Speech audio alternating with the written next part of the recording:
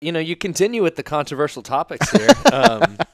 And you go, which I found this one almost counterintuitive. You say, okay, fire your manager. Yeah. There's a section in the book that just plainly says, fire your manager. Why is Yes. that? Okay. So, and I need to keep saying this again and again and again and again.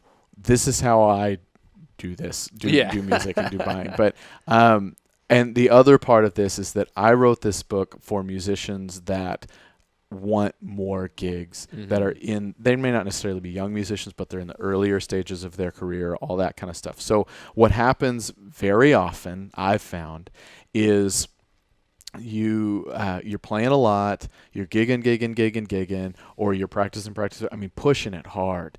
And it starts to get, it can get tough. It's a beating sometimes. This is hard. This is a business. This is tough to do.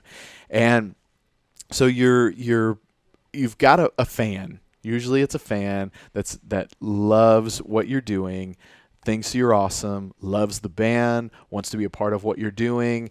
And they're at all the shows. They help you carry the equipment. They're always, they're that big, supportive, awesome person, right? And God love them. They're great to have around. Yeah.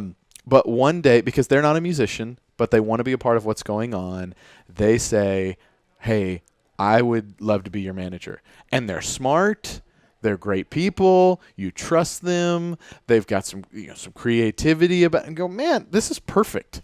They're a perfect fit for us. We like them. I love having them around. They're already at all of the shows. I hate doing the business part of this thing. I hate talking to venues. I hate the rejection. This is really starting to beat me down.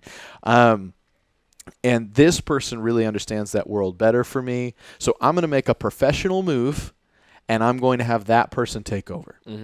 And what happens a lot of the time is they're coming out of the gate really strong, and they're going, man, I'm going to go to these venues, and I'm going to help them get what they're worth, and I'm going to get them more, and I'm going to get it's going to be awesome. They're trying to really prove their value, right? And they come to talent buyers like me, and they haven't been in this game. They're not a musician. They don't really they may understand their world, but they may not understand this world. And so how do they prove their worth? Is to try and get you more money, or get you more this, or get you more that, which is great, until they start trying to really push their weight around, or they tick off the talent buyers, or they really tick off the venues, or this or that or whatever. And or the other side of that equation is, because they're the ones now holding all the information, if they forget to tell you a gig was happening, or they didn't communicate this, or they didn't communicate that. And so it's not to say that you can't have a manager. It's not to say that.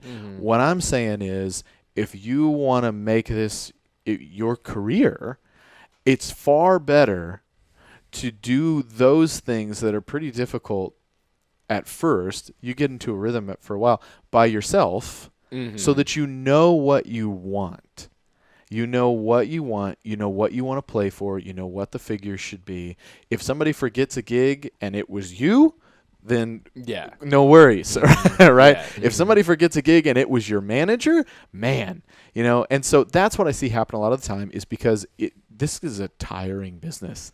And so you see this amazing light where somebody goes, I'm going to manage for you and take all the business off of your shoulders. And you go, man, I can just focus on music now. This is great.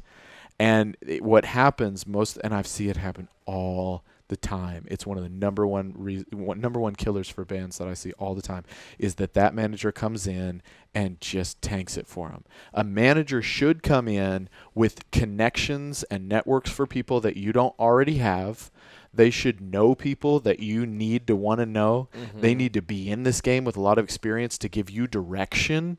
And so if you're giving them the direction, if they're new to this game, if they don't know anybody that you don't know, then they're not giving you the things you need to go higher. They may be taking a little bit of weight off of you, but in the end, you're going to pay for it. Because now, again, there's some that have been great. There's been a lot that I've worked with that have really hurt musicians. That was never their intention. It was never the intention of the musician. It was never the intention of the person. But they have made it very difficult for certain venues or buyers to want to work with them. And it was all well intentioned, but that's how it panned out in the end. All right. Right on.